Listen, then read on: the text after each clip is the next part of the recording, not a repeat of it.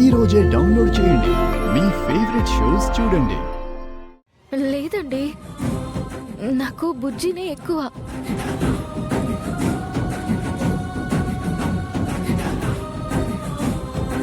పుట్టబోయే నా కొడుకు కంటే బుజ్జినే నాకెక్కువ.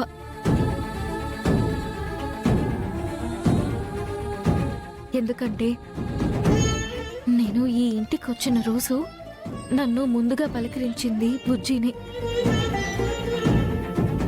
నాకు తోడుగా ఉండి ధైర్యం చెప్పింది కూడా బుజ్జినే.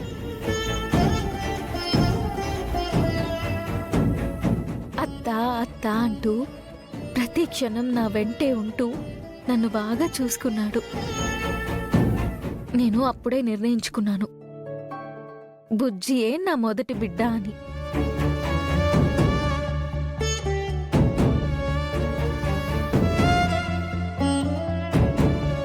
నా బిడ్డ లాంటి బుజ్జి విషయంలో నేను వేరేలా ఎందుకు అనుకుంటాను?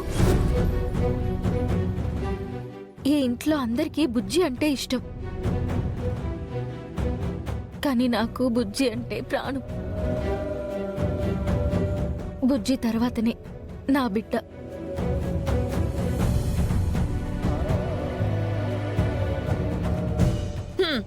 ఈ నంగరాజు నాటకాలు, ముసలి కన్నీరు నా దగ్గర కాదు.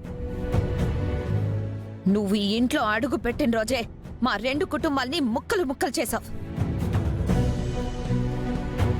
ఇద్దరు ప్రేమికుల్ని విడదీశావు. ఈరోజు ఈ ఇంటి ఆడపడుచుని బయటికి వెళ్లేలా చేస్తున్నావు. నా సొంత వాళ్లే నాకు పాడి కట్టి నీకు పల్లకి మోస్తున్నారు.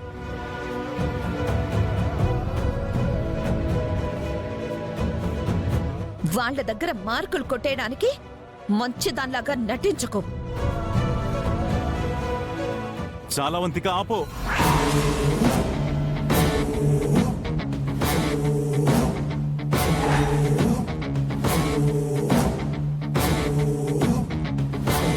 ఇందుకే కదా నానమ్మ నిన్ను తిట్టేది. నీకు వయసు వచ్చింది కానీ బుద్ధి రాలేదు.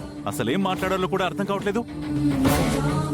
అహల్య ఎప్పుడు మన గురించే ఆలోచిస్తుంది కదా అవంతిక.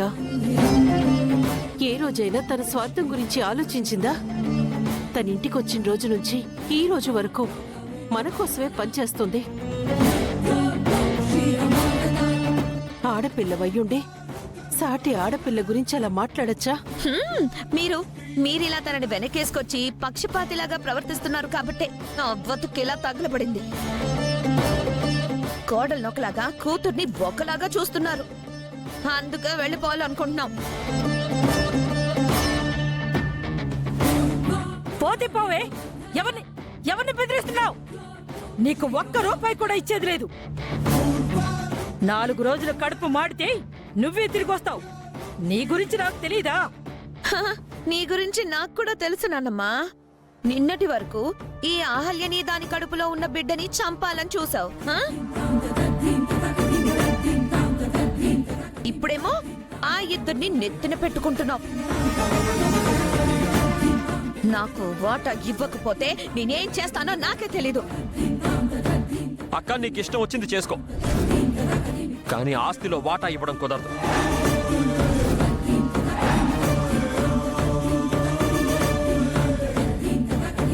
అయినా ఆస్తిలో నీకు వాటా ఎందుకు ఇవ్వాలక్క? ఎందుకు ఇవ్వాలి?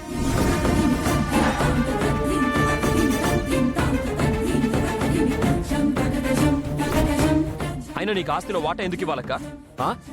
ఈ ఇల్లు నీది కాదా? ఈ ఆస్తి అంతా నీది కాదా? అక్క మేమంతా నీ వాళ్ళం కాదా? అయినా నువ్వు నాకంటే పెద్దదాన్ని, అమ్మ తర్వాత అమ్మ లాంటి దానివి. అక్క నువ్వు నన్ను శ్రావ్యని అమ్మలా పెంచిన దానివి. అలాంటి నువ్వు మమ్మల్ని వదిలేసి ఎలా వెళ్తావు అక్క? నువ్వు బావా బుజ్జి లేకుండా మేము ఎలా ఉంటాం చెప్పు?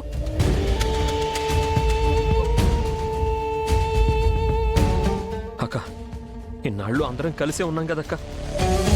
అక్క ఏం జరిగినా మనందరం కలిసే ఉండాలక్క. అక్క అక్క ఈ ఆస్తిలో హక్కు నీకుందక్క. ఈ ఆస్తి అంతా నువ్వే తీసుకోక్క.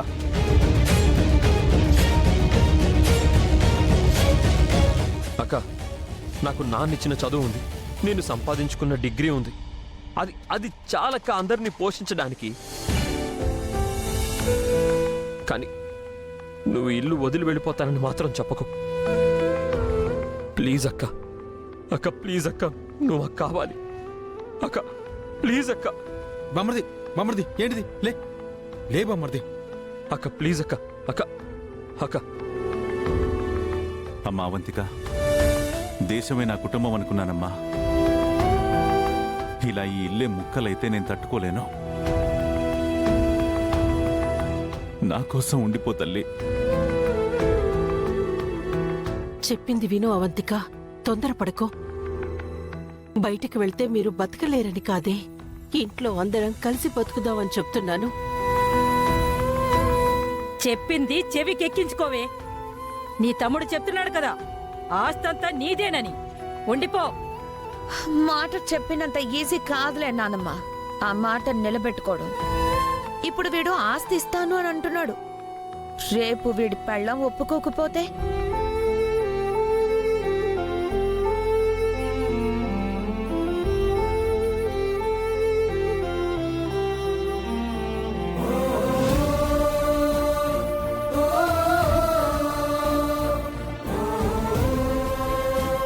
మాట తప్పే ప్రసక్తే లేదక్క. నేను నా భార్య ఇద్దరం కలిసి మాటిస్తున్నాం.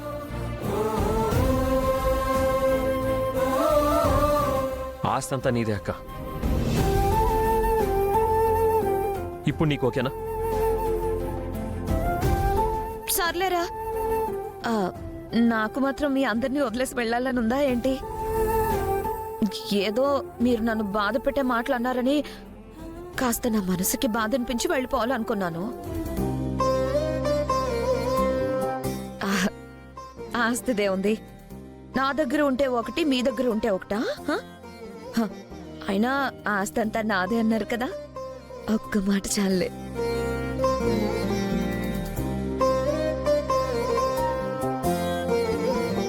యాండి, ఇంకా ఏంటి చూస్తున్నారు? నా మీద ప్రేమతో ఇల్లరికం వచ్చారు. ఊరికే బయటకెళ్ళి బతుకుదామని అన్నారు. కానీ నా మీద ఈ ఇంటి మనుషుల మీద మీకు మాత్రం ప్రేమ లేదా ఏంటి? పదండి లోపలికి.